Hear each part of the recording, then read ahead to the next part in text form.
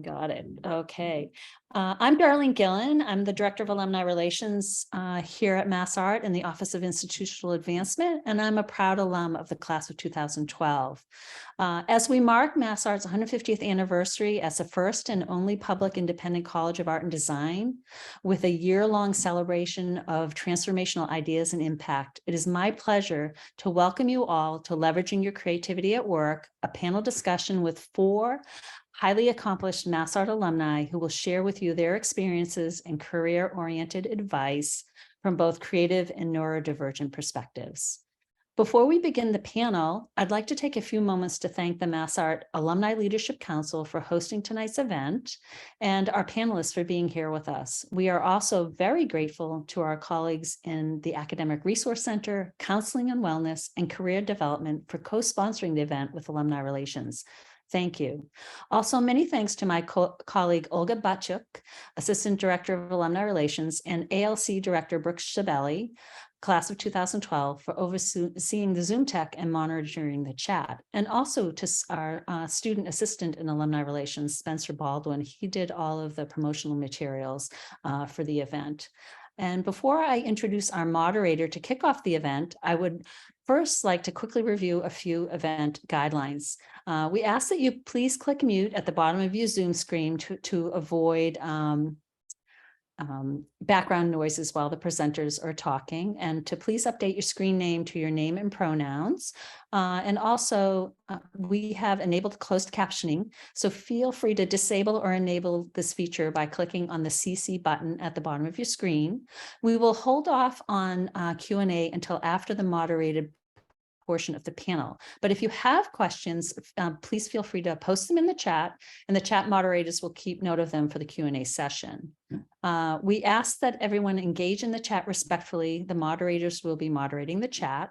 And this is an hour-long event, and we don't expect folks to stay past then, but our panelists have graciously offered to stay an extra 15 minutes if folks would like to remain online for further questions. And now it is my pleasure to introduce our panel moderator, Nancy Glazer Pearl. She's class of 1988 and chair of the Alumni Leadership Council's Neurodiverse Working Group.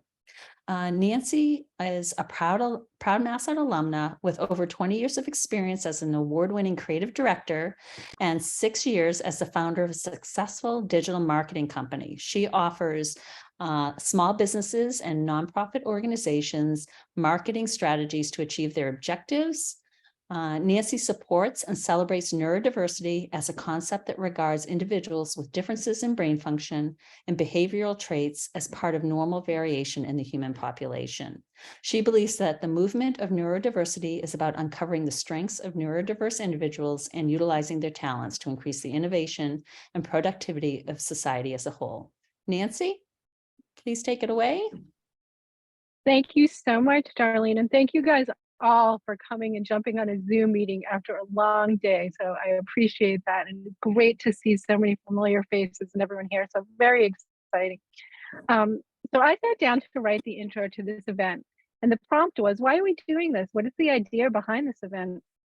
And to be honest, I had total writer's block. Everything I wrote sounded and clinical. I even tried Chat GPT, which actually wasn't that bad, but still not what I was thinking. So here it is. I wrote this from the notes function on my phone this morning.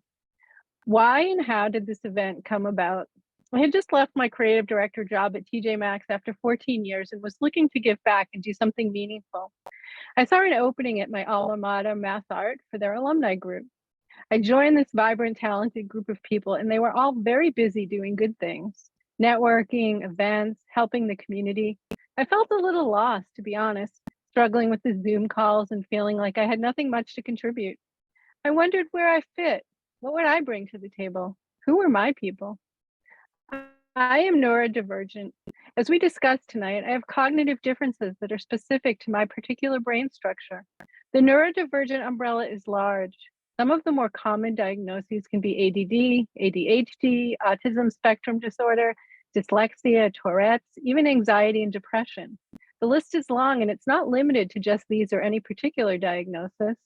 Social skills can be hard for me. I struggle making eye contact, remembering names and faces. Simple things like why people say one thing and do another confuse me. You can imagine how hard showing up in a corporate environment was for me every day. I brought what I like to think of as superpowers to my career. Now, I also brought what I like to think of as superpowers to my career. Things like, and these are from Chat GPT, so bear with me, divergent thinking. Many neurodivergent individuals have a natural tendency towards divergent thinking, which involves generating many different ideas or solutions to a problem. This can be a valuable asset in creative fields, where the ability to think outside the box and come up with new and innovative ideas is highly prized. Intense focus. Neurodivergent individuals may also exhibit intense focus or hyperfocus on certain tasks or interests. While this can be challenging in some contexts, it can be a huge asset in creative work where sustained attention and concentration are often required to bring a project to fruition. Enhanced perception. Some neurodivergent individuals have heightened sensory perceptions or other perceptual differences that can contribute to unique and innovative perspectives in creative work. For example, a person with synesthesia may experience colors or sounds in a way that inspires. Persistence. Many neurodivergent individuals face additional challenges in their daily lives, which can lead to increased resilience, determination, and persistence. These traits can be valuable in creative work where setbacks and challenges are common.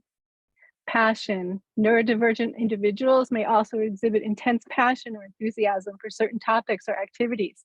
This can be a powerful source of motivation and inspiration in creative work where deep connection is often essential. I won many awards for my work, judged creative award shows around the country, and was lucky enough to spend most of my 25+ year career creative directing large photo shoots on locations around the world.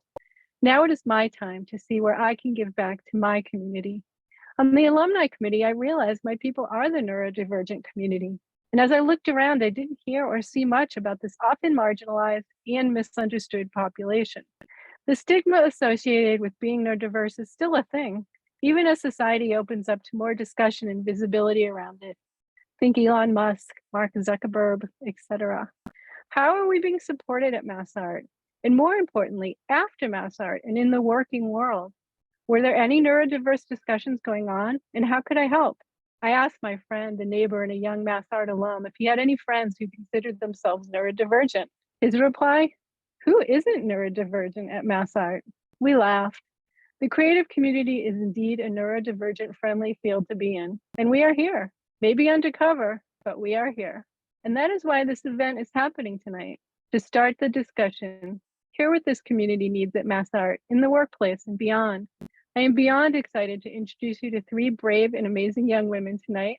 Their stories inspired us to create this event. Their courage, insights, and experiences give me great hope for the future of this vibrant community. Also, a huge amount of thanks to the unsung heroes who have been so supportive in bringing this idea to fruition and so open to learning about the neurodivergent experience and volunteering their time and expertise. In conclusion, I take this paragraph from Chat GPT.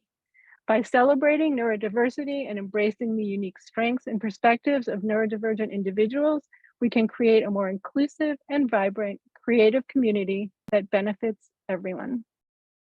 And with that, I will now introduce our amazing panelists.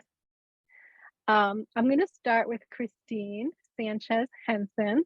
And Christine, I think you're going to take it away, right?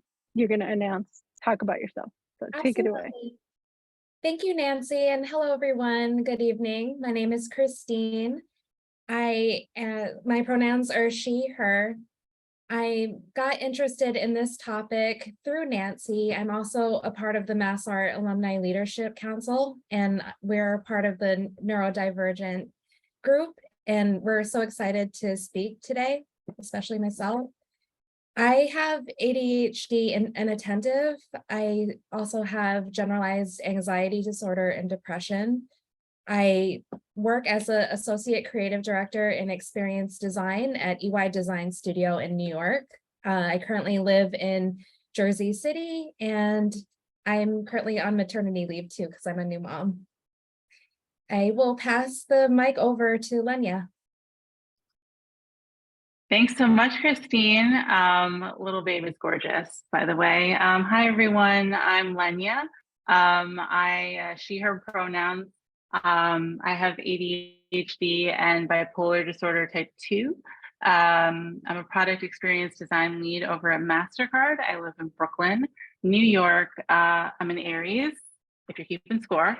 I just want to say thank you again for coming. I'm really looking forward to this conversation.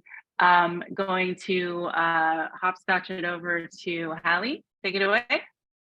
Hi, my name is Hallie Palmer. I graduated in 2008 from the illustration department. I was also on student government. My pronouns are she, her. I am ADHD, which means I'm autistic and ADHD. I'm also a licensed independent clinical social worker. After Mass Art, I didn't really get my footing as far as art is concerned. I'm still very creative, but now I am a mental health therapist and I specialize specifically in working with neurodivergent people, but as well as LGBTQIA+ folks and people with trauma at my private practice called the Therapy Guild. Outside of my practice, I collaborate with others to produce online content related to tabletop role-playing games or video games.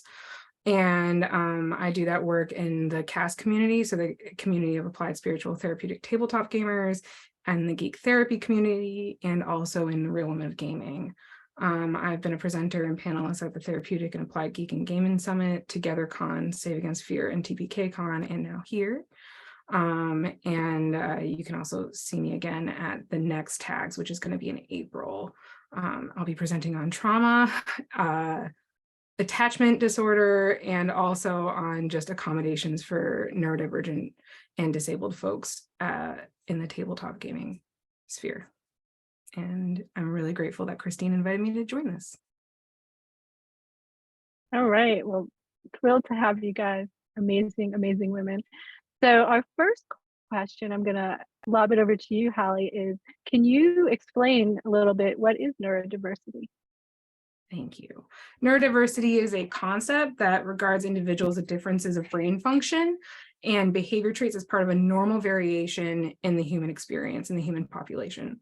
The movement of neurodiversity is about uncovering our strengths and about utilizing our talents to increase innovation and productivity of the society at whole.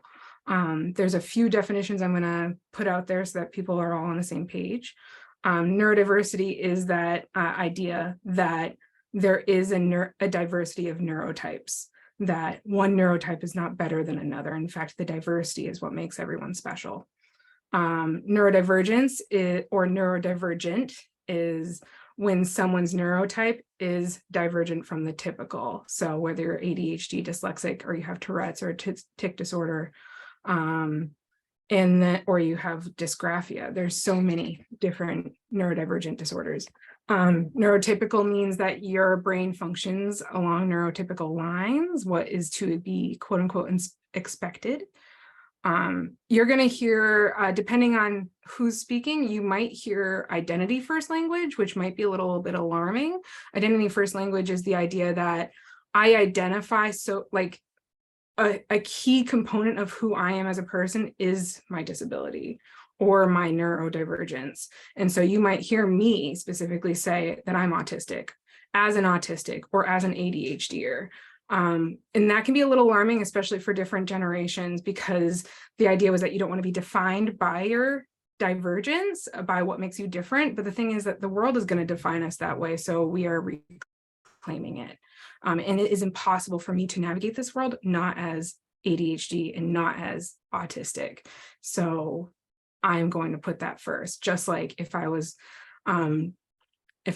wheelchair bound, I would say I'm handicapped, I'm wheelchair bound. I'm not trying to mince words with that.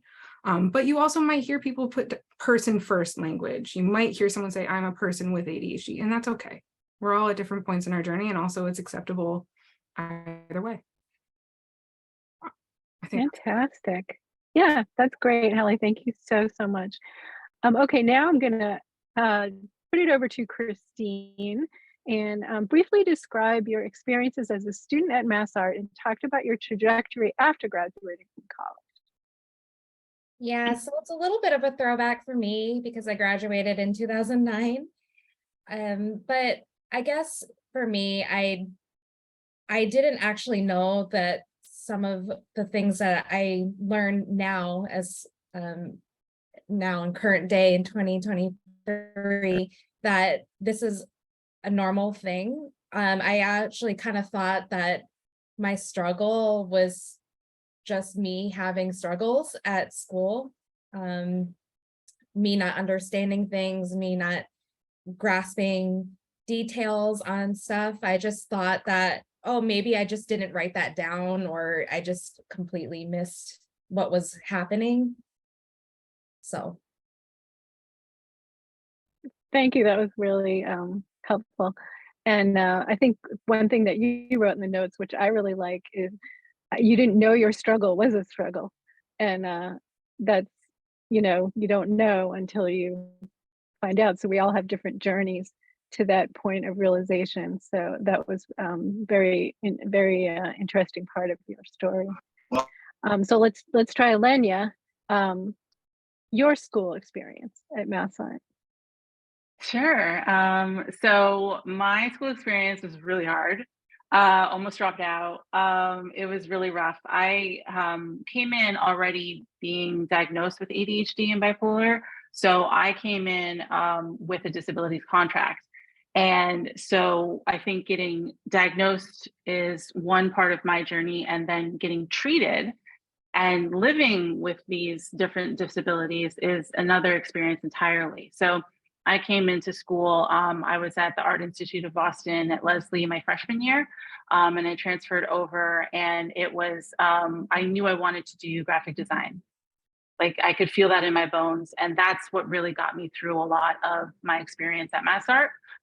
There were some also very incredible professors. Shout out to Professor Elizabeth Resnick. I don't know if she's listening in, I don't think so, but Liz was one of my rocks. Like she was an advocate for me. And I think that that was really key. To find advocates, find your champions, find people who are going to help, who believe in you, or are going to help lift you up and push you along. So that was really, really helpful. And I believe that with her support, in addition to my pure stubbornness with certain things, really pushing through. And then from there, I think, again, falling back to MassArt really provided me with a really solid foundation in design. And I'm so, so grateful for that. Those long studio classes, all those things that might not feel like it's going to click. I feel it every day. I see it in my work. I feel it in how I speak, in critiques, and how I view the world. It's still with me. My experience in MassArt is still very much with me, and I'm very grateful for that. So, yeah. All right, thanks, Lenya. And we're gonna grab you for the next question too, which is you're doing great out there. You're killing it out in the world, and it's it's such an amazing story to hear from your struggles and coming in with the plan. Oh, Nancy, so can you you missed Holly for the first question. Oh, I'm so sorry. Thank That's you for okay. keeping me on, and that's my ADD diagnosis. All right, Hallie. Yes, briefly describe your experiences at MassArt. Sorry about that. No worries. I just figured, oh, we're mixing up. Cool. So my experience at MassArt, I do reflect on MassArt very fondly, but it does feel like a different world for me, like where I was at MassArt, because I had no idea that I was neurodivergent, but there was obviously something different about me. If anyone from the illustration department or graphic design from that time is in the chat or here, they will probably remember there were several times where I would just burst onto the illustration studio floor and I would be like, I've figured out what I want to do with my life. Meanwhile, like we're all in art school and we're there to become artists in the art world. And there was a time where I was going to be an archaeologist, and it happened multiple times. And I look back and I cringe because I'm like, oh, honey, you had no idea. But also like that's where I first was able to just be myself. Whereas beforehand, I remember myself being, when I was like in middle school, elementary school, or high school, I remember being very closed off and not very in touch with who I was as a person, feeling I was masking constantly. And MassArt was where I was first able to be me and be different. And I really appreciate that. Thank you. That was awesome. I also wanted to be an archaeologist, so that's hilarious. Okay. And also you did talk about some of your diagnosis, so that was very cool. All right, so let's go back to Lenya. And the question was, when did you know you were neurodiverse? Can you elaborate on your challenges as a neurodivergent person in and out of the workplace? Sure. So I didn't really know, like, hear about neurodivergence until kind of recently. So like last 4 or 5 years. I knew that something was kind of off, but I had struggled. I think I had an idea ever since 6th grade. That's when I started getting grades. And so my journey with work, I think when I was first diagnosed, I couldn't really get a lot of support at my high school. I was diagnosed at 16 with ADHD and depression, and back then, I was getting straight A's. I was the varsity rower on the crew team. On paper, I was fine, and I think in this capitalistic society, as long as you were performing, as long as you were doing the work, you're fine. Nothing's wrong with you. You just need, like, get a little more sleep, and then that's it. Go for a walk, right? Like, it's that kind of attitude that, like, I've been fighting for since my diagnosis 20 years ago, which is just really like validating, hold on, that this is actually a thing. So I think that, like, being diagnosed and then still trying to convince people that, like, oh, wait a second. And I internalized a lot of that too throughout my neurodivergent experience. So bringing this into the workplace, originally I brought it from a perspective of shame, of I need to keep this hidden, otherwise I'm going to get fired. And that was how I operated in my first 3/4 of my job, where it was just like, keep it suppressed, keep it a secret. And it wasn't until I actually went through a really, really rough period in my life where I spent 18 months trying to find full-time work. And it wasn't until 2019 when, shout out to Joe, I think I saw you in there, who I had a conversation about an open role. A recruiter reached out. And I went to interview, and it was like having a conversation with an old friend. It was like, I think the interview was like 30 minutes or something, but we talked for like over 2 hours. It was ridiculous, and it was comfortable. And I felt like confident in myself. And I made a pact with myself right then and there that we are not going to do another long-term unemployment like that. Like, absolutely no. But moreover is that I'm going to be an advocate for myself, because a lot of that was burnt out of putting the job first. And so in order for me to be more successful, in order for me to thrive as a person, as a human being in the society, I have to find value in myself. And that's where that pivot is really where I started to take off. It was just a mindset change. Oh, that was awesome. Thank you so much. And there's that masking can be really exhausting. And when you can embrace and be yourself at a job is like amazing. And I love that part of your story. Okay, so we are going to Hallie or Kristen. Help me out here, No, I Darlene. can do it. I'm just Okay. arranging all of the things on my video thing. Okay. Question is, how did I get So diagnosed? the question, yeah. And Well, it says, when did you know you were neurodivergent? Can you elaborate on your challenges as a neurodivergent person in and out of the workplace? When did I know I was neurodivergent? Not until I started actually working in the field of social work. I wasn't a social worker yet, but I had started working in the field. After Mass Art, I did a lot of floating around. I couldn't really figure out, I had no clue how to start my own business or do freelance or anything like that. And it's not Mass Art's fault. It's just, I really struggled because by that point I was burnt out at that point. And it's what I would now tell my clients is autistic burnout, but I had no clue what that was because I was just striving to be a really good artist all the time. And I just never felt like I could meet that need. And also, like, I was having communication difficulties. I didn't understand what people were saying when they said things. And now I am able and I have the confidence to be like, let's define that. But at the time I had no clue. I just knew that something was wrong with me. But then I started working I volunteered for Bikes Not Bombs. And then when I moved out to the Cape with my partner, I volunteered at a place called Youth for Progress. Is that what, I don't remember what it was called. But basically I was teaching kids how to silkscreen. And it was a way to combine my passion for community service, but also my passion for art and teaching that. And then I got a job as a therapeutic mentor at Justice Resource Institute. And when I started realizing something was different about me, not when I would stay up until 1 a.m. working on a project for Mass Art, not when I would only start the project for mass art the day before it was due, or any of that, and often would have my best ideas then, but I figured it out when I had to wake up at 4 a.m. every Monday in order to do the progress notes for my work. I would have to get all of my progress notes, which is like hundreds of notes, because you have to document literally every single interaction you have with a client.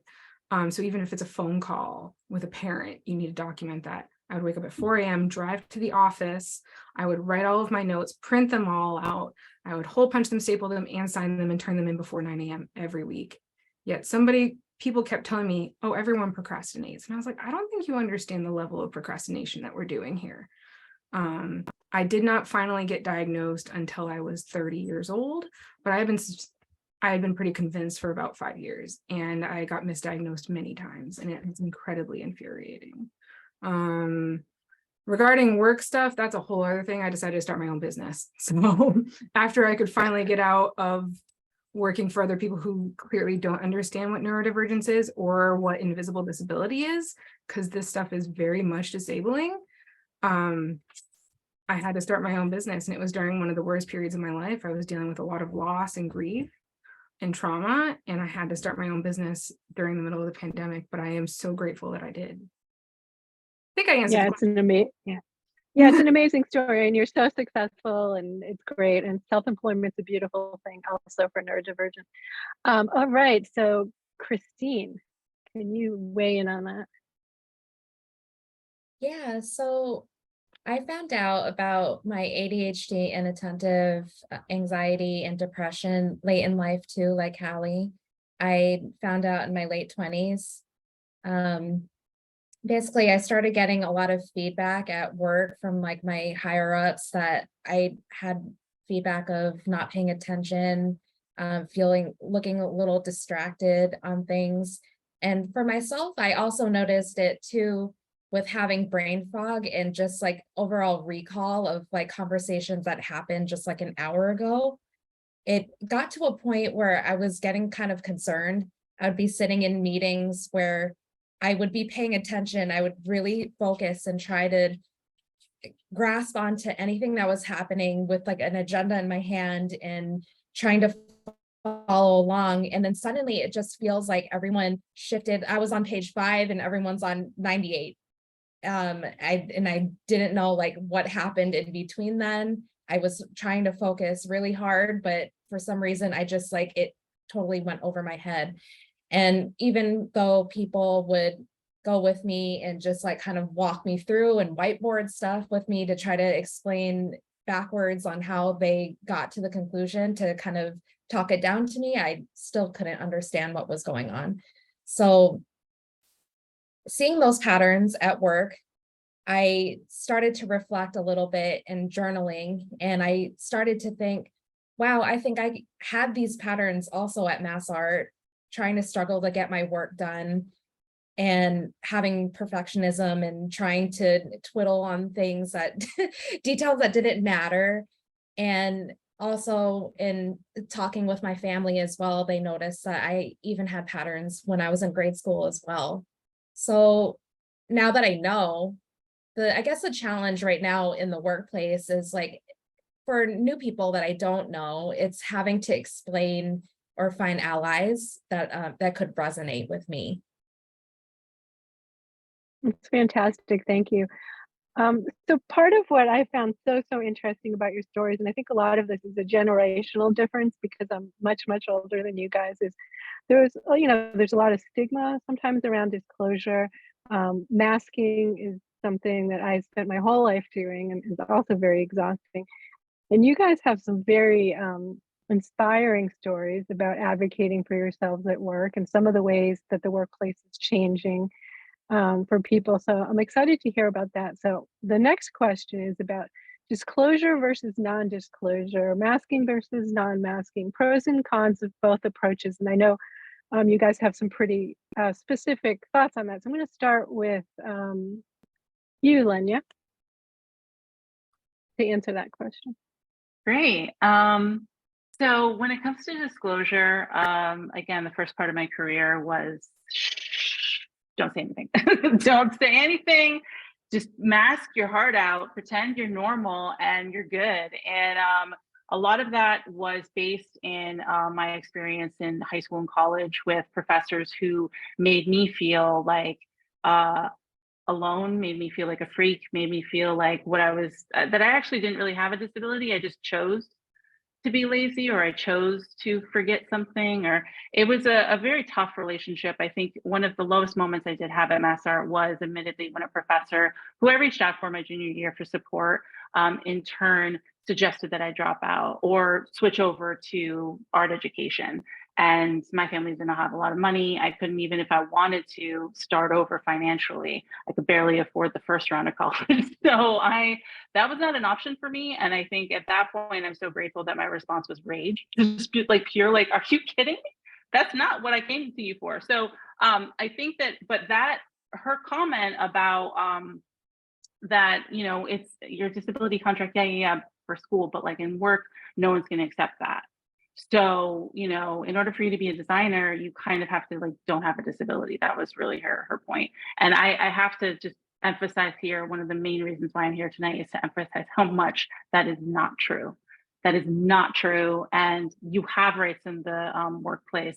You have, if you want to be a designer, be a designer. That is horseshit. I'm sorry, excuse me. But I was so, to think like an educator, both my parents are educators, and to think an educator gave this advice. Now, back then I was very vulnerable and I believed her. So I had no reason really to believe that what she was saying was not really true. So when I started working, I like, again, internalized everything. And there became a lot of shame, and I wasn't becoming my best self. I wasn't becoming an advocate for myself because I was trying to pretend to be someone I'm not. And so that was really, really tough. So for me, for disclosure, for me, again, it's a personal decision. There is no right or wrong answer. I think that it's whatever you feel is best at the time. Go with that. Do not beat yourself up over any of these decisions. From my experience, when I do disclose, I disclose to HR. What that looks like is I have a conversation with HR and I say, I have a documented disability. I do not go into specifics, nor do they want to know specifics. HR is there to protect the company. They don't want any other no, we don't, nope, that's good enough. So that's it. I have a documented disability and I require these reasonable accommodations. Again, reasonable is the key term here, because it's like, we're not asking for like, hey, I want to work 2 days a week. I think that's reasonable. It's like, no, but maybe like, you know, once 1 hour a day. It's heads down time, where like no one bothers you because you need to focus to get the work done. It depends, you know, look inwardly before having these conversations, do a little writing exercise, trying to figure out, okay, what do I need to be successful? And so for me, it was that heads down. I worked in a place that was just like nonstop meetings and work and stuff.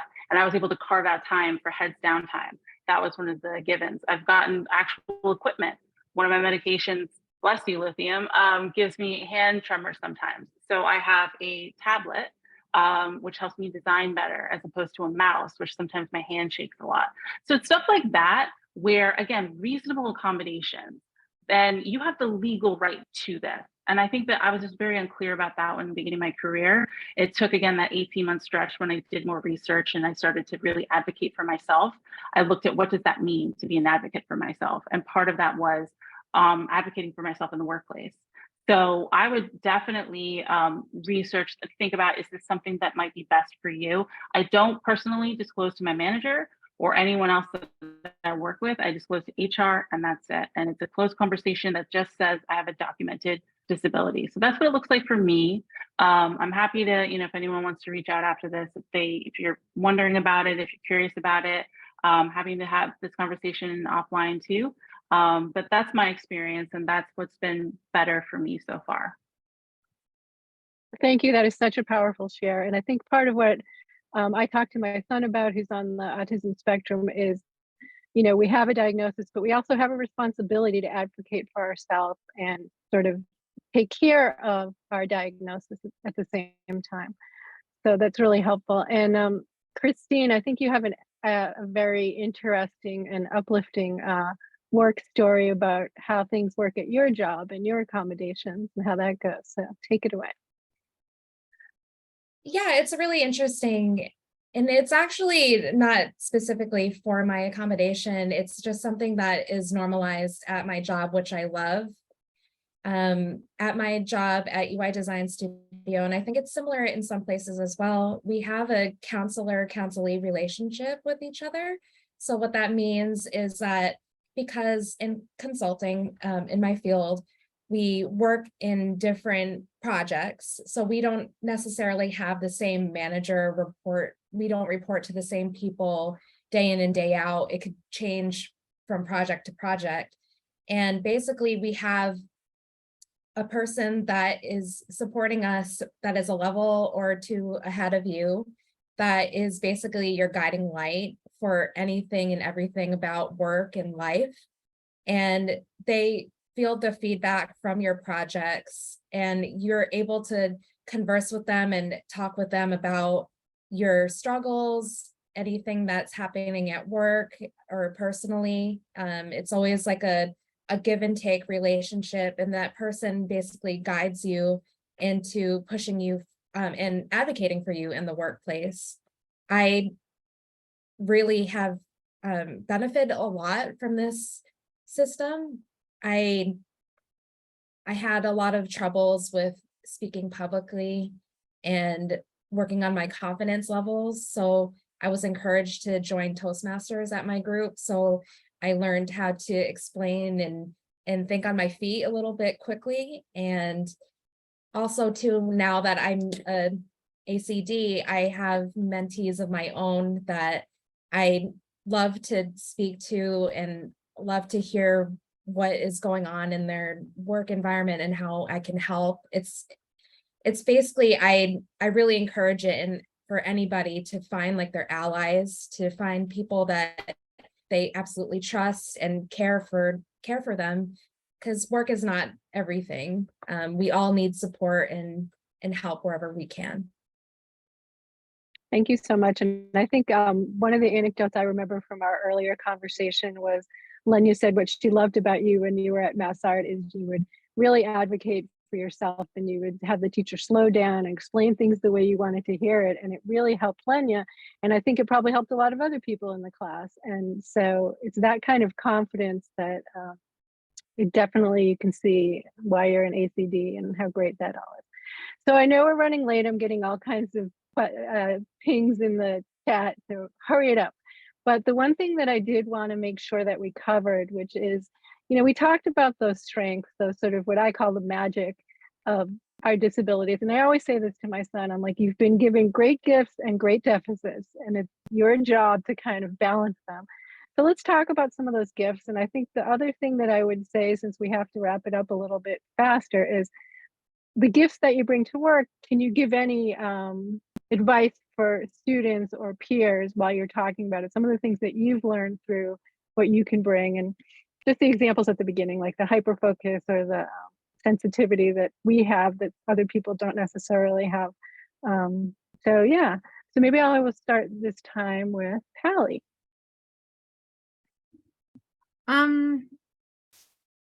So gifts. Neurodivergence, the gift that keeps on giving. I think it's easy for me to talk about like my passion for things and just being so excited, and like there's this wonderful thing that happens when you get hyper fixated on a thing. There's like a flow state and it feels amazing. It when you're just so like,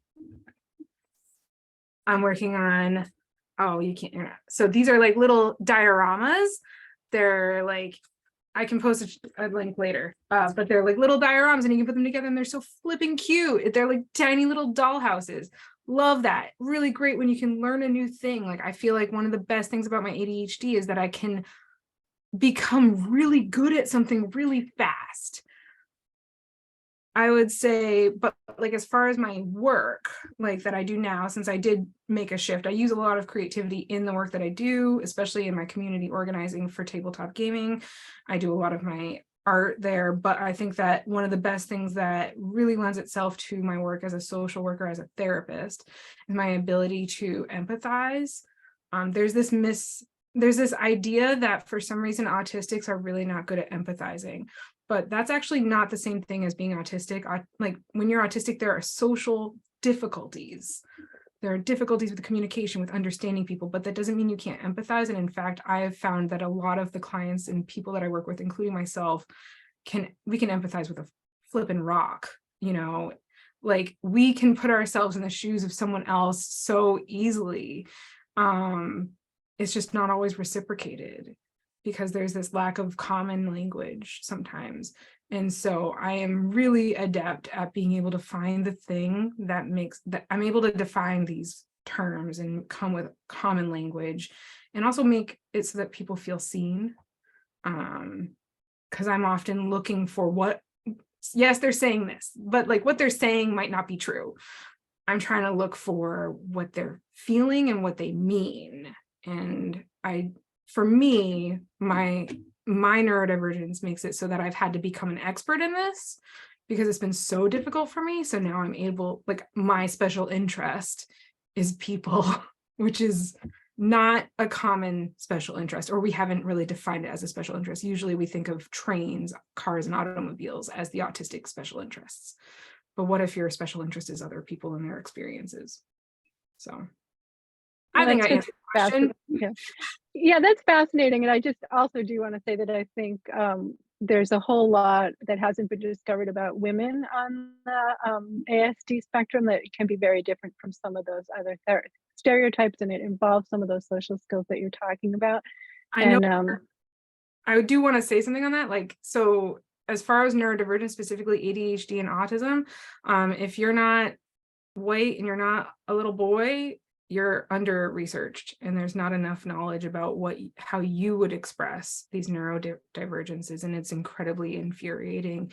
And like the more marginalized you are, the harder it is for you to feel seen, and that's just really, that really sucks. So yeah, I hear you. And that's, I say this often, I feel like we're at the very beginning, the very dark ages, that people will look back on this and be like, can you believe that was like that back then? And also when you talked about, it's sort of like they talk about the blind person who has extra sense of touch, you know, that's sort of when you're explaining that, that social thing with learning to try and figure out other people. So I love that. Thank you.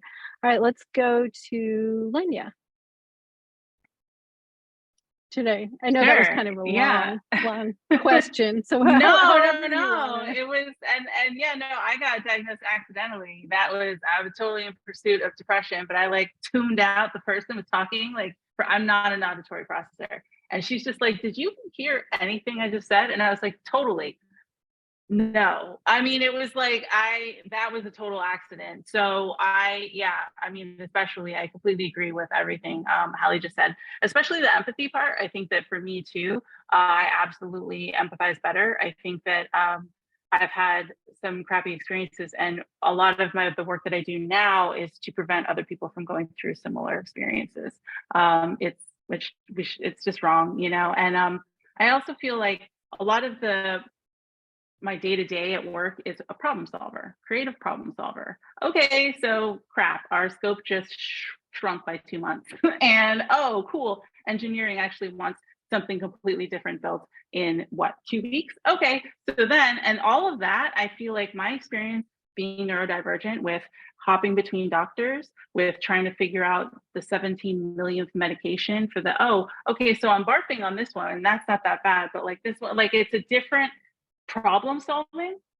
My experience going through that since I was 14 has absolutely influenced and made me a better designer as a result. A better problem solver is, you know, just, and this is what I'm just trying to do with it. I honestly don't think that, I think there could be better ways of getting more creative problem solvers out there than like horrible experiences. But I think for me, it's very much that the creative energy and the problem solving that goes into being neurodivergent for me and trying to treat the various whatevers I have is absolutely influences that. Originally, I was diagnosed with depression and I just did not feel good for 3 years. I was taking these antidepressants and I was sick most of the time. And it wasn't until I was 19 in AmeriCorps when I was teaching these middle school students these art classes and stuff and having fun, I would have to take a break to go to the bathroom and cry.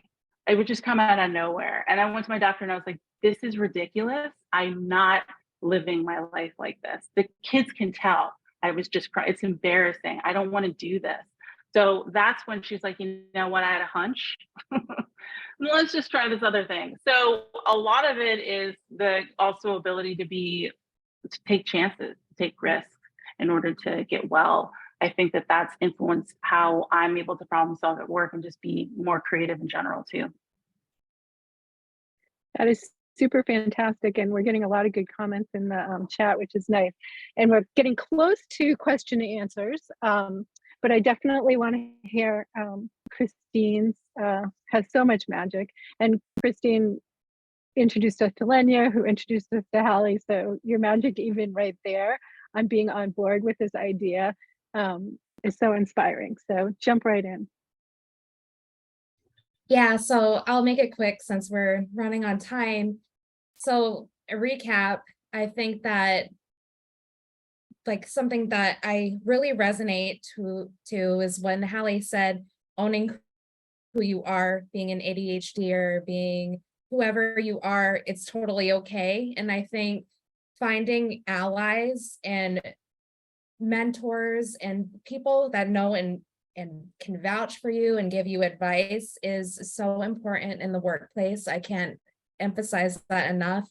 I think even just the act of relating to you as a human and not just a worker bee or just some person that is a robot that can do everything and anything and knows everything is totally not right. You are a person, a human being that has strengths and weaknesses and things. So I always try to emphasize when I'm making communities, building alliances and just like community, I make sure that everyone, please relate to me as a human. Please explain that concept to me like I'm 5. I really don't know what is going on right now. You don't need to talk it up and like make sure that like you're the smartest person in the room. Honestly, we'll all benefit if we all are on the same page together. Just having that real conversation and just setting the ground floor with just being yourself, being a friendly person and just being clear and concise. I think it really works wonders, honestly, in the workplace. And it's really taken me like really far.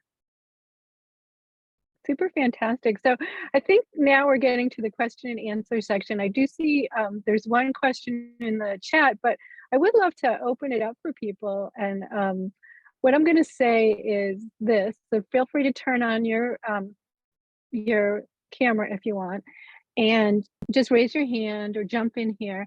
And I think one of the things that Darlene and Brooke and everybody were so wonderful when we were building this is they were like, you know what, I don't know anything about neurodivergence or neurodiversity. What do you think about this? What do you think about that? And it was really helpful for us to, you know, toss out some questions. There also might be some people here tonight that might be like, some of that is ringing true with me, and maybe I have some of this stuff or whatever. So I would just, I'm going to go to the first question that's in the chat and throw your questions in the chat. And also feel free to just raise your hand and jump right in there. So this is a question from our darling Mel, who is like so awesome. I have a question. I'm an educator and wondering about how to give space and resources to my students who are neurodivergent. Some of my neurodivergent students are still discovering what resources and tools they need and have a challenging time vocalizing them. I've told them about the Academic Resource Center, but that process feels overwhelming to them. What are some resources or tools I can offer in real time in the classroom? So that's a great question. Hallie answers that one. She has a lot of resources to share with us. The number one thing that you can possibly do as anyone in authority over other people, maybe you don't see yourself as an authority figure, but I promise you that your neurodivergent students do, is believe them. Believe other people when they tell you about their experience. Like, don't say, oh, that sounds like a thing. That sounds like something everyone deals with, or everyone struggles with that, or isn't everyone a little ADHD? Ooh. So that's the first thing. The second thing is like maybe if someone's really struggling, the thing that one of my best supervisors or mentees had ever told me in the world of social work when I was struggling with one of the people I supervised. And so I was like, how do I deal with this person? And they said, first come at it assuming that no one's trying to do a bad job. And then the third thing, these are all just like euphemisms, but I promise you it really helps you shift your mindset. Assume that no one's ever trying to do poorly. And the last thing, I heard this a lot, and I had to say it a lot in meetings where I was working with children for their IEPs, individual educational plans, telling the teachers or the people in power, people do well when they can, not when they want to. When you have all of the resources, whether internal or external, to do the thing, then you're able to do the thing. So that begs the question, what is the block for this person? What is the actual problem? Is the problem they don't want to, or is the problem that they can't see? Or is the problem that they are not good readers, or that they have intense social anxiety? So the first thing that I always do in my work is I always assume that the person that I'm working with is the expert on their own experience.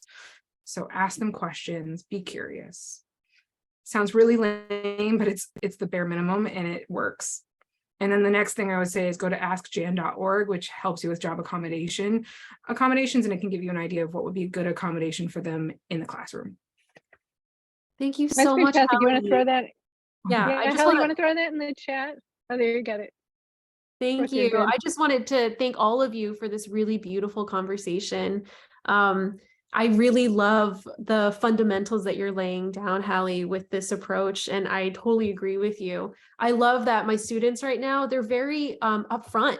You know, day one of my students is autistic, and they let me know right away. And it's been a really beautiful process growing with them. And, you know, I just want to tell a quick story about this student really quick. I had asked them to write an artist statement, and when they showed me the first draft, it was an incredible mind map of 1,000 beautiful lists and just all of these details and this like compiled archive of beauty. But it was so much information, and I looked at them and I was like, okay, we have the building blocks. How are we going to take it to the next step? And when I saw them again a few weeks later to check in on it, it was still in that list format. And I had a big moment of pause because I was like, okay, we haven't gone the next few steps. And I had asked them, mind maps. And we had a really great, just like deep dive one-to-one today. And we together in conversation, put the building blocks together into an artist statement. And it was just one of those like breakthrough moments for me where I was like, oh, all the student needed was just a conversation with me and to talk it out instead of just sitting at a screen and continuing the mind map, because that could just keep growing. So I really appreciate what you said, and I will deeply keep that in mind. Thank you. Yeah, reach out if you like, feel free to email me. I'll throw the email in there. Like I love helping with this because I'm self-diagnosed autistic, but like I have a therapist who agrees. And I also have so much knowledge around this that like working with my clients, I was like, okay, insert swear word. Shit. Like I'm autistic. What the flip? So the other thing is that I just always approach it from a disability lens. And not necessarily deficit, but also like if you design things for the person with the most needs, then you are going to help more people access what you're designing. And so making things more accessible is always going to be more helpful for everyone. It doesn't matter what their abilities or disabilities are too. But thank you, Mel. Thank you. Yay, Mel, and I'm so sorry. It looks like my time is up there. So you guys, there's been some really great stuff in the chat. I know this is recorded if we want to send this out. This is the very beginning of this discussion. We are pioneers at MassArt, starting this neurodivergent discussion.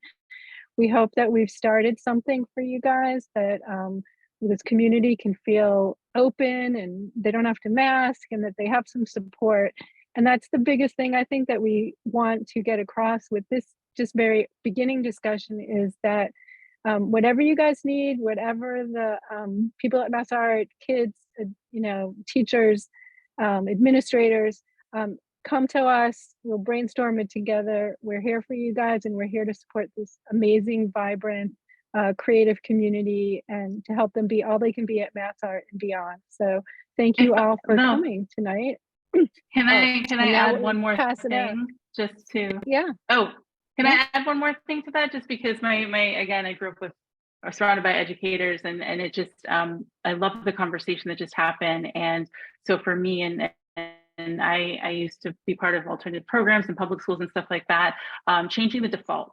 So, and I do this at work. I always assume that either everyone's neurodivergent somewhere on the spectrum, because I think that it's better to gear that way than assuming everyone's neurotypical, and that's your baseline.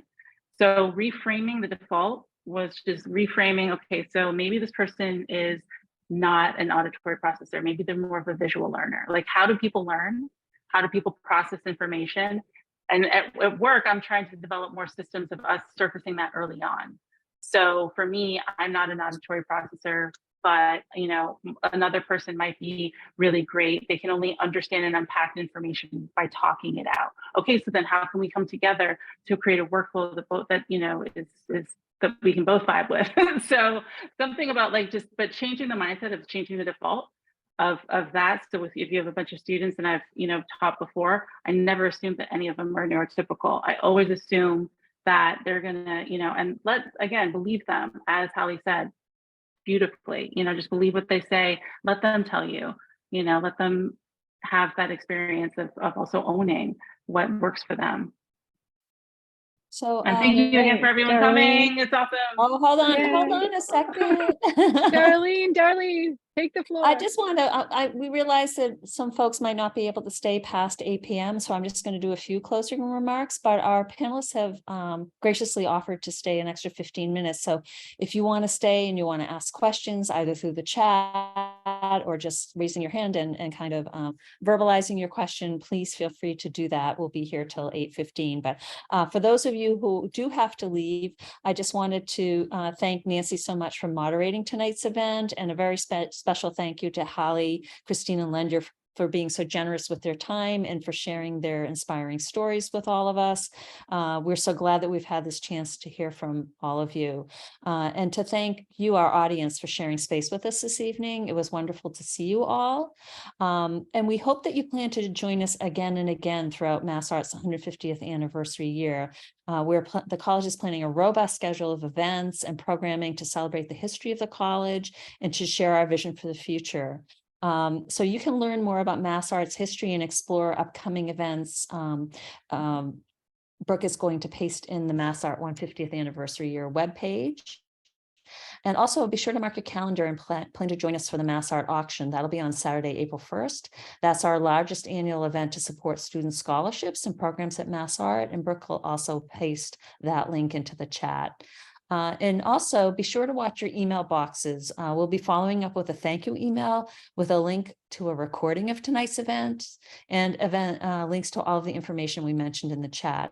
And feel free to pass it along to colleagues and fellow alums who you think might be interested in the recording. We're really only going to send it to people who RSVP'd or attended the event, but feel free to share the link because this is really amazing information that we would love to pass along. And for those who have to go, thanks again for joining us. We look forward to seeing you again soon. We wish you a wonderful good night, but anyone who'd like to stay, please feel free to stay and ask some more questions. Holly, Christine, Lenya, and Nancy are all here to respond to you. Thank you all.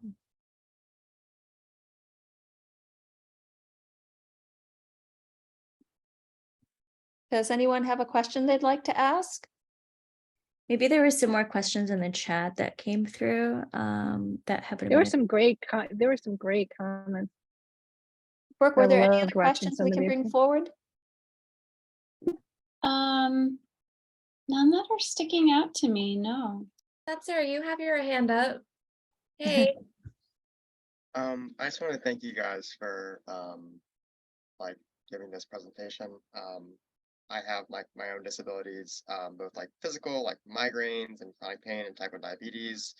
Not only do those impact me, just obviously anyone with those disabilities is going to have some sort of depression and anxiety associated with just dealing with doctors. But just having ADHD as well, I struggle with disabilities, and I'm sure all of us have had times where we're just shit, this sucks. So as someone that's at MassArt and kind of taking the baby steps of I should apply for internships and I should start doing this and doing my portfolio and worrying about this and da da da. It's really nice to hear from you guys that are, you know, dealing with adulthood and in corporate America and doing your own businesses, and it's really reassuring. And you know, it's nice to hear the advice and how you guys have dealt with it and know that it's possible, because as we all know, it can get hard even for people without disabilities. You know, so it's nice to have a not necessarily a light at the end of the tunnel, but something that's like, you know, these people have done this and they're facing their own hardships. Like it's really encouraging. So I thank you guys, and it does mean a lot. And now, Spencer, are you the one that did that beautiful artwork behind us? Yes. Yes. Yeah. So see, here's and this is the perfect example of the sort of the genius and the gifts, and then the deficits, you know, the things that you're struggling with, and then like exploding behind us is this amazing animation, I think it was, and just, yeah. So Thank you, Spencer. Spencer, Thank you, Spencer. yeah, thank you. And I threw down my email in the chat. Feel free to reach out, like if anything, like seriously, college is fucking hard. It was hard. So like, you know, and work can be challenging too. I have like, you know, tons of tools in the toolkit, but Christine also has access to a lot of resources. Hallie is like inspiring so much, you know, so there's so much here, and I hope that we hear from you, and yeah, one day at a time. So Lenya, could you share some of your, you were sharing a little bit with us the other day, some of the tools that you use in work to help with your work-life balance. Could you share a couple of those with us? Are we still recording? We are. Okay. I was like tired at the time. I didn't mean to do like a show and tell, but I'm happy to. So I loved for it. me, one of the things when thinking about getting stuff done, for me, it's about making that a habit. So getting the habit of like practicing guitar 15 minutes every day. I just picked up guitar last fall. If I don't do it, out of sight, out of mind, it's also very real for me. So learning how to put things in front of me, learning how everything has a home, that sort of stuff. I have also just weird gadgets. So this is it's a Bluetooth speaker, but it's got really fun like mechanical keyboards. I sync up schedules to this, so it alerts at 3:30 with a little guitar. So it just lets me know in the middle of the day, because usually around 3:30 or 4:30, I don't really have tons of, it's a good break for me to kind of recharge my batteries. Oftentimes I can get hyper fixated in the afternoon and go down a rabbit hole. This breaks that apart. So this is something, it's always on sale. I'll come put the link in the thing if you're looking for, I always love weird tech stuff like that. There's also like daily planners. I'll throw this in here too.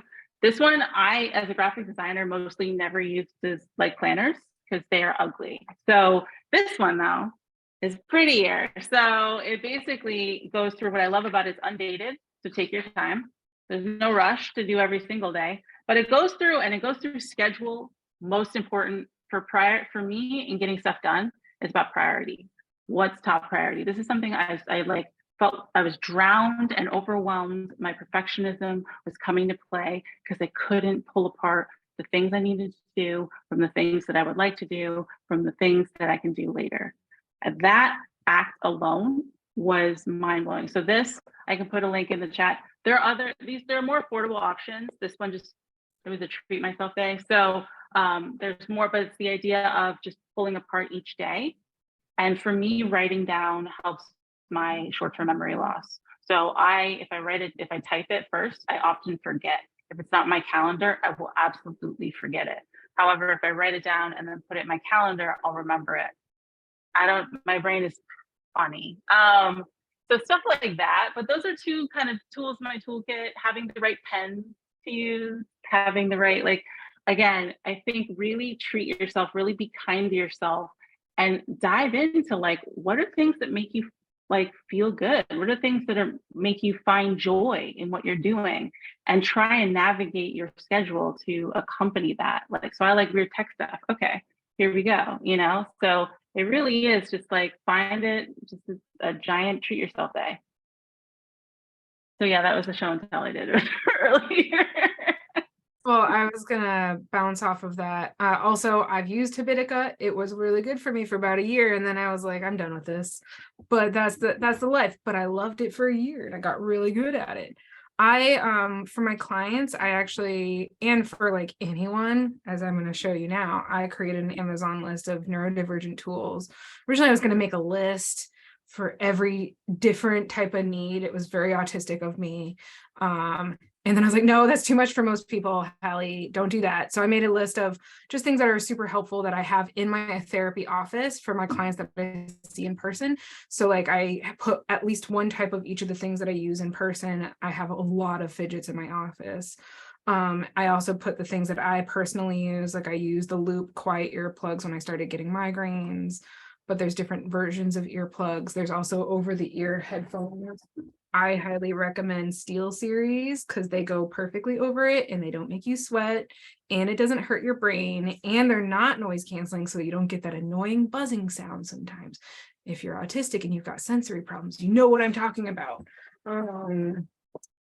There's a ton of other things, but that's the list that I've been working on and I'm going to continue to curate. So I love that you have that list. And one of the things I wanted to add is I have this fantasy of there being a room at Mass Art that's like a decompression room or a sensory room, because I would have really responded to that. And I also think people that are neurotypical could use it once in a while too. So I've read about some other schools creating one like BU or Tufts or something. And I just think that even during when people come to, presentation or shows and things like that, there's big gatherings with lots of people, you want to be there, but you need to take a break from all that social stuff. So I would love to see something like that. It's my wish list for Mass Art to The have a next sensory project, room. Nancy. there are Yes, we're going to build it. options. We're going to fundraise for a sensory room for students and everybody. Does anyone else in the audience have any questions they'd like to ask while we have the panelists still here? Feel free to either put them in the chat or to speak up. Or maybe all these people that just fell asleep and they forgot to turn their things off. I'm happy to share a little bit of information while maybe people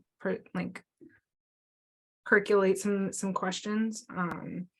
Like if you are wondering if you're neurodivergent, if you're wondering if someone else in your life that you care about is neurodivergent, I highly recommend checking out ND therapists. I think it's .org. It's in the resources. This is not something that every therapist is skilled in, and I would highly recommend getting a therapist who I will self-identify as neurodivergent. A lot of therapists, especially who are trained in older methods, believe in zero self-disclosure, but if you're someone who's been marginalized, it's really difficult to find someone that you can trust. So I highly recommend utilizing like inclusive therapy directories. So there's therapyden.com, therapyden, they are much more open about identifying whether they're queer, neurodivergent, have a disability, if they utilize like their marginalized identity in their work. ndtherapist.com, they're much better, but also because these are smaller directories, you're not going to have as much availability. But you're just gonna, like, if you're looking for a really nice cheese or wine, you're not going to go to Walmart. You're not going to find the best cheese or wine at Walmart. You know, you want to go to that specialty store. And if you've been burned enough times when you're looking for help, it can feel really unsafe to find help at just any old store. So I'm not always available to take on new clients, but I am a part of a lot of groups where we will be like, hey, who can accept this kind of a client? Who feels skilled enough? And that's a way to utilize some of the networks, because we also find each other, like all neurodivergent people find each other some way, hopefully. And if not, I'm sorry. Oh, that's good. And I have some people I can connect you with. Hallie, I think one's on this call. So that's great. And I just wanted to also just say, like, I love that this new generation is not like zero disclosure, because I think that's such bullshit. And I think what you said at the beginning, which is I'm in a wheelchair and I'm walking into the room and I'm in a wheelchair, and I had to mask my whole entire career. I'm so much older than all of you guys. It's freaking exhausting, which I mentioned. And it's also wrecks your self-confidence. But aside from that, about the disclosure thing is that why can't we be proud and like I said, the gifts that we bring and the deficits, and it makes me thrilled to see us here and not be so like worried about the so-called stigma. And that's why I wanted to have a t-shirt at Mass Art that just said we celebrate the neurodiversity at Mass Art, not that we accommodate or we're trying to help, or it's like no, we're celebrating us. And I love that. I want that movement to keep going. Great. I actually, does anyone have any? No, I didn't want to interrupt. I just want to check in if anyone had questions, because I just wanted to put a little context with the newsletter link I just shared out too. +1 on celebrate neurodiversity. Yes, and please. The link I just shared out is just, again, with my attention span, I've struggled trying to find something and stick with it, like just constantly go back to it. This is definitely a link for a newsletter that has bite-sized content that also grows into bigger things. So there's apps, there's books, there's technology. A lot of the things that I found that have helped me get my work done, that have helped me feel like a person, has been through this newsletter. So there's a lot of really creative, there's some art in there. It's a little bit of everything of art and design. So, and again, it's more bite-sized. I usually find a lot of newsletters to be overwhelming. This one's a little bit more succinct and it's well-designed, responsive, all that good stuff. Yeah. Thank you. I just signed up. Oh, sorry. No, I just signed up. Go. I was gonna pull out something that Gian Ramos said. That idea that it works at school but not at work hits so hard. Working in the medical field is often used to justify a toxic work environment. And in the end, the patients suffer from this type of thought. And I just want to echo this because what eventually pushed me out of working for other people, I was at 9.5 years and I was going to be at my 10-year anniversary last June. And I quit after taking PFMLA due to trauma. And it was ultimately because after about 7 years, I no longer had a supportive supervisor, and I was working in a semi-medical environment because we were associated with a local hospital. And so I had never heard, or at least not heard that many times, microaggressions against neurodivergent people. And it was like during that time when I was advocating for not myself, but for my supervisee. And I kept hearing from our boss, I don't understand why they can't just do it. They have plenty of time. Or I kept hearing, I don't know what they need in order to just get it done. They just need to get it done. And it's just reinforcing those toxic environments. And it's really sad because at 10 years, I was going to be able to have like lower health insurance. I was going to be able to have an increased contribution to my 401k and my pension plan. One of the few pension plans available in nonprofit organizations, and I left. And that was at a nonprofit organization that's supposed to have social justice as a key value. And it was really one person, but also it was a larger problem too. And it does justify toxic work environment. And I'm sorry you've experienced that. Yeah, and that's one thing also that I could tell you guys some good horror stories, let me tell you. But I don't know, I kind of have this vision that we can be a support group for that, not just the people at school that are struggling, but the people that are out in the work world. I mean, Spencer was talking about getting internships now and my kids doing it. And it's like, it's effing hard for a lot of people, but it's effing extra hard for us. So just to be able to, like I remember, okay, today I'm going to buy a stamp. Tomorrow I'm going to buy the envelope. That was back in the olden days. But like, that's how I had to get through it. And like, I don't know, I would love to have something like that. So hopefully this conversation is kind of just a seed that we can plant, because it'd be so nice to give back and be able to help everybody with this kind of stuff. So.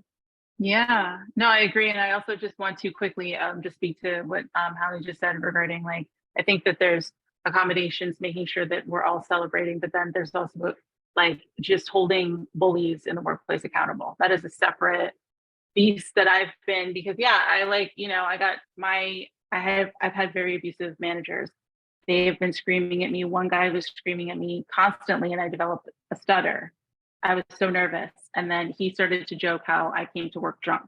Like, and the one person who tried to stand up for me, he screamed at in public in front of everyone, and I never talked to him again. Like, talked to the guy who was like trying to help me. Again, he was also traumatized from that. It's wild in tech to see these bullies run rampant. Maybe that could be another conversation too. But fear not, though, for people who are still entering the workplace and stuff like that in these areas, there are, like, it's much better now than it was 5, 10, 15 years ago, from my experience anyway. I think that more people are speaking up. I think there's more systems in place to protect people. So I think it is getting better. Great. Well, we're at 8:16 right now. We don't want to take up any more of your time, but I want to thank you all for being such amazing panelists. We really appreciate all of your sharing your stories and your insights, and your resources are so valuable. I can't wait to check out that planner that you use, Lenya. And we would love to schedule a time to debrief with you all on this event. And for the folks who are still on the line, we will be sending out a thank you note again with all of the resources for you to have at your disposal, and the recording from tonight. So we just want to say good night to everybody. Thank you for being here with us, and we look forward to seeing you all again soon. Thank you. All right. Good night, everybody. You're all